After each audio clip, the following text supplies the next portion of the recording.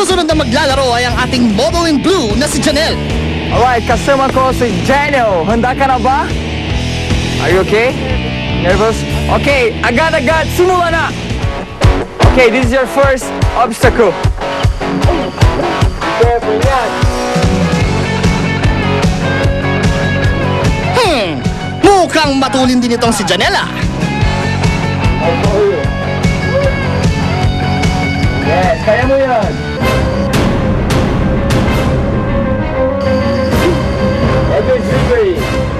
At dahil sa energy mo, Janelle, mukhang ginagana na rin si Bogart na subukan ng ilang obstacles. I think I really like the balancing part.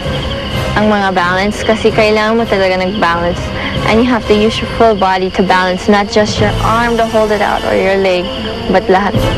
Good job, good job. Look for your clothes there. Look for your clothes. Put inside your bag. Mahirap. Like, even if like, I mean, it's good kasi sa, like, nagsasabi niya, bilisin mo ang time. Tapos like, naisipin ko, oo, ang time pala. Like, tapos like, it pushes me harder, di ba? Kasi kailangan mo na pinakabilis. So, it was good. It was good encouragement. Okay, now you have to go for the V-bridge from here to there. Kaya mo yan. Bilisan mo. Bilisan mo. Good job, good job. Now here for the monkey. Oh my God! Ang monkey bars, feeling ko, kaya ko yun. Kasi pagbata ko, like, lagi ako nag-monkey bars. Galing ako dati. Tapos na yun, sobrang mahirap. Like, as in, my arm muscles, it's not the same. Okay, look for your shoes. Which one is your shoes?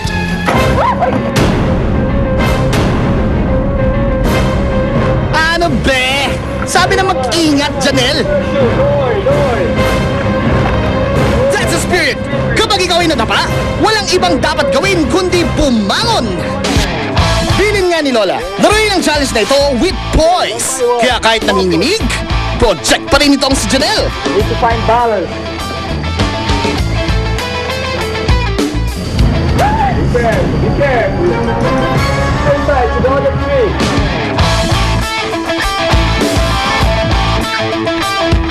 Bilisan mo. The time is very important. Make sure you're really grabbing the rope. If you fall, it's gonna be sobrang masakit.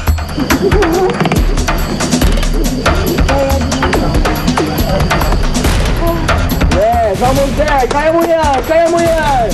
Yes, good job. Dito. Establish here.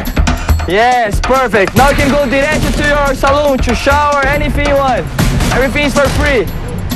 Yes, good job. Ang total time ni Janelle, 3 minutes, 32 seconds. Kasalukuyang second place na siya behind Bev. Next na sasabak sa ating obstacle course ang palaban na si Tanya. My strategy was to do it as fast as possible and as good as possible. Alright, kasama ako si Tanya. Handa ka na ba? Can we start? So agad-agad, simula na! Dito yung first challenge. First obstacle. Mukhang hindi nasindak si Tanya. Di raw niya kailangan magpaa. Kaya suot pa rin niya ang kanyang tsinelas. Well, first of all, I love challenges. So I told myself that's just another more challenge that you have to solve to get your goal. And yeah, I just tried to don't think too much what could happen, just to focus on the things when I'm there and to do my best and to rush since it's under time pressure. Aba, kinarinan ni Tanya ang obstacle challenge ni Lola. At iniwan na rin niya ang kanyang tsinelas. Yes. It's okay naman. Yes. Yes, choose your color. Put inside sa loob ng bag mo. Matatalo kaya ni Tanya ang oras ni Bev na 3 minutes and 1 second? Okay, now you come here in the monkey obstacle. The difficult part for me was monkey bars because it was all about arm work and I was always slipping down because it was so wet. Look for your shoes. Oops! Ingat sa pagkuha ng shoes! Ayaw na nating may madulas ulit. Dito. Dito. Ingat kasi medyo slippery, ha? It was all about leg work and arm work, and it really goes into the arms. Like at the end, my arms really hurted so much, and I don't know why. All right, now you choose your bracelets, rings, anything you're gonna use for your photo shoot. Oh, you dropped these. I don't know if you...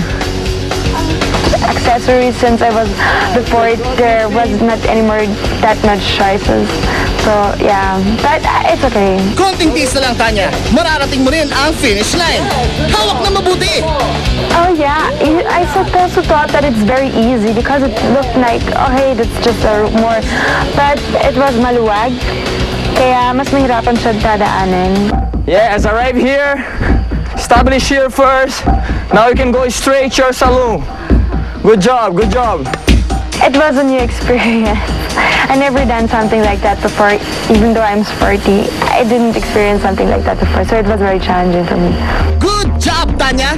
Ikaw na ngayon ang nangunguna sa pinakamabilis na nakatapos ng obstacle course.